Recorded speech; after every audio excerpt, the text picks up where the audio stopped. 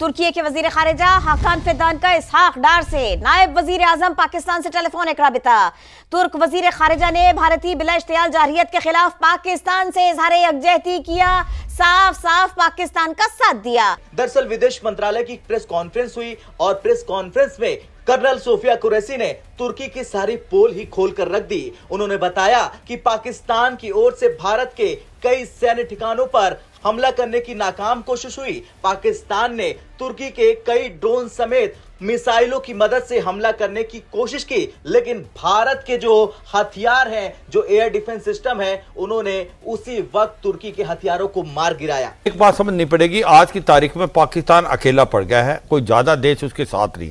3 देश हैं जो खुल के आए हैं, एक तो चीन है, एक तुर्की है, एक अजरबैजान। तुर्की भी पाकिस्तान के साथ खुलकर उतर चुका है और वो लगातार बैटिंग कर रहा है पाकिस्तान के लिए। कहते हैं ना कि सच जो है आखिरकार कभी ना कभी वो सामने आ ही जाता है। ठीक वैसे एक खबर आ रही है कि पाकिस्तान का साथ जो है वो तुर्की दे रहा था। जो हवाई हमले किए गए थे पाकिस्तान के द्वारा भारत के अंदर, जो मिसाइल्स और ड्रोन्स जो आई थी, वो दरअसल पाकिस्तान की नहीं, वो तुर्की की थी।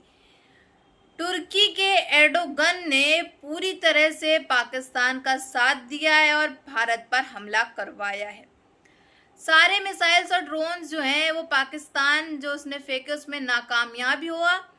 और आज एक प्रेस कॉन्फ्रेंस हुई थी जिसमें सोफिया कुरैशी ने बताया कि किस तरह से वो तुर्की के सारे ड्रोन्स और मिसाइल्स थे जिसको भारत ने मार गिराया है। ये बहुत ही गर्व की बात है कि पाकिस्तान के सारे मिसाइल्स और ड्रोन्स जितने भी थे 70 के 70 सारे गिराए जा चुके हैं। पाकिस्तान पूरी तरह से नाकामयाब। पर आप भी सुनिए कर्नल सोफिया कुरैशी का ये पूरा बयान।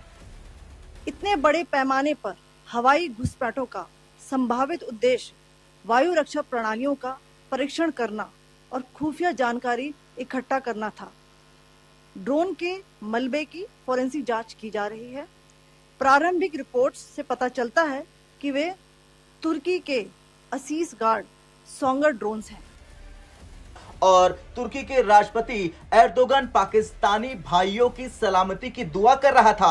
एर्दोगन ने सोशल मीडिया एक्स साइट पर लिखा कि हम इस बात को लेकर बेहद फिक्रमंद है कि पाकिस्तान और भारत के बीच तनाव मिसाइल हमलों के कारण व्यापक संघर्ष में बदल सकता है, जिसके कारण बड़ी संख्या में नागरिक शहीद हो सकते हैं। मैं हमलों में अपनी जान गंवाने वाले हमारे भाइयों के लिए अल्लाह से रहम की प्रार्थना करता हूं और मैं एक बार फिर पाकिस्तान के भाई जैसे लोगों और पाकिस्तान के प्रति अपनी संवेदना व्यक्त करता हूं।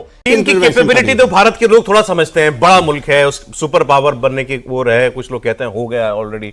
तुर्की की कितनी हैसियत है? देखिए, बहुत ही अच्छा प्रश्न पूछा आपने। साथ में मैं पहले एक चीज, बहुत छोटी सी चीज कवर करना चाहूंगा कि आपने देखा जब प्राइम मिनिस्टर शहबाज शरीफ गए, किसके पास गए?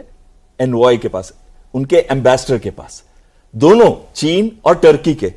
अरे क्या देश है जहां प्राइम मिनिस्टर जाता है एम्बेसडर के पास मिलने के लिए? हमारे प्राइम मिनिस्टर को कभी देखा? अगर एम्बेसडर को मिलना है तो एम्बेसडर उनके पास आएगा। तो है खासकर अर्दोगान के रूल के अंदर।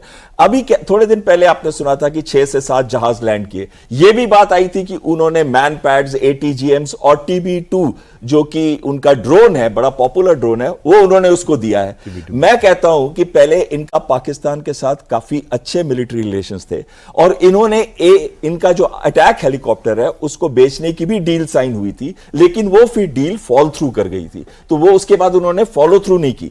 लेकिन साथ साथ वो भारत को अपने साथ रखना चाहता है शायद ये। पर एर्दोगन टर्की वाला जो है, इसका 17% हथियार जो आज पाकिस्तान के टर्की से आते हैं, तो वो भी देगा। अजरबैजान क्या देगा? अजरबैजान कहता है आरटी की जो एम्यूनिशन है 155 mm वो हो सकता दे सकता। तो दुनिया में 2-3 मुल्क हैं जो पाकिस्तान का साथ दे सकते हैं।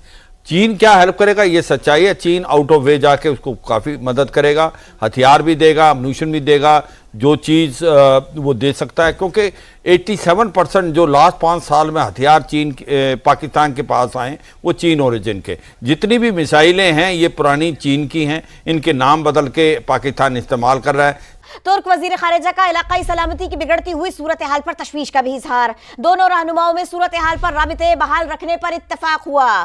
तुर्की के वजीर खारिजा हाकान फेदान और नायब वजीर आजम पाकिस्तान इसहाक डार टेलीफोनिक राबिता इनका हुआ।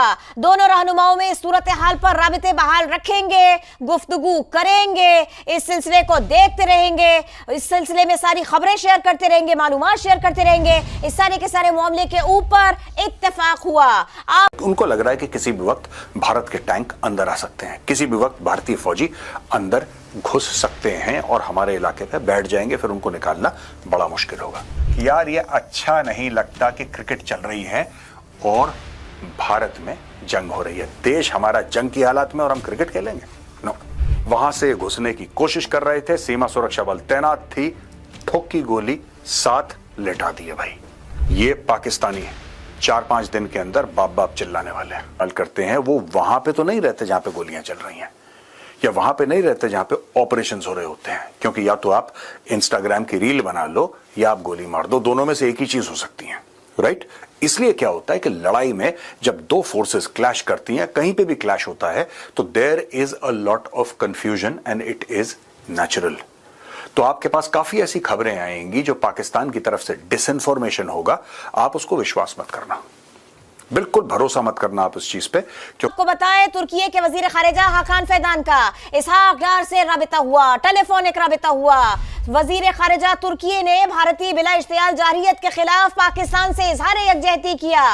8 खबरें क्या हैं ये जानना बहुत जरूरी है। नंबर 1, BLA जो है बलोच लिबरेशन आर्मी, इसने major assault on Pakistan army force in Balochistan, blows up gas pipeline. आपको पता है कि जहां पे बलूचिस्तान है, खैबर पख्तूनख्वा है, वहां से पाकिस्तानी आर्मी और रेंजर्स जो हैं काफी मात्रा में, अगर 10 थे तो अब 1 है, यह हालत हो गई है। और वहां से हट हट के इंडियन बॉर्डर की ओर आ रहे हैं, चाहे वो लाइन ऑफ कंट्रोल हो, चाहे इंटरनेशनल बॉर्डर हो।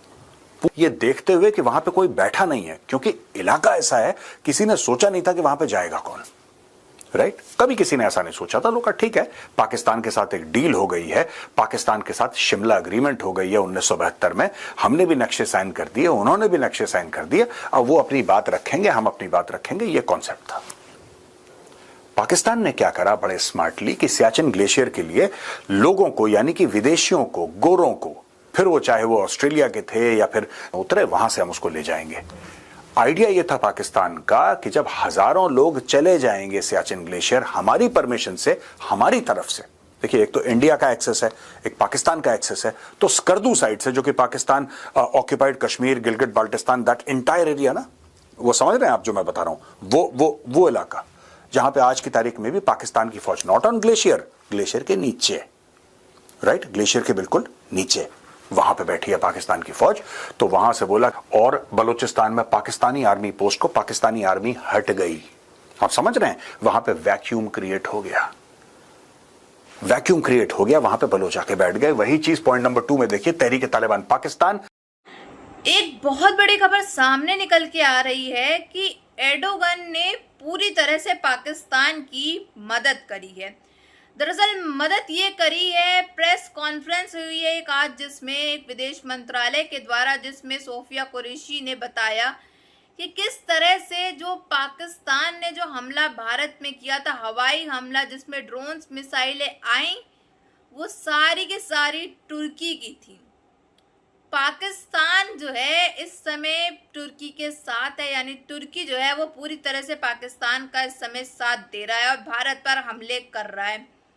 आप जैसा कि जानते हो, एर्डोगन जो है वो भारत से पूरी तरह से चिढ़ते हैं। उनको बस कोई एक बहाना या मौका मिल जाए भारत के खिलाफ बोलने का, भारत के खिलाफ साजिश करने का और हमला करने का। ये पीछे से, पीठ पीछे जो है ये हमला कर रहे हैं, क्योंकि सामने हमला करने की इनकी हिम्मत नहीं है। और जब इनको कहा गया कि आप जो है पाकिस्तान का साथ दे रहे हो, तो साफ तौर पे इन्होंने इनकार कर दिया, क्योंकि डर है, खौफ है आखिरकार मोदी जी का पूरे विश्व में। पाकिस्तान तो काफ़ी ज़्यादा दहशत में है, क्योंकि भारत ने जो कर दिखाया वो आज तक किसी ने नहीं किया।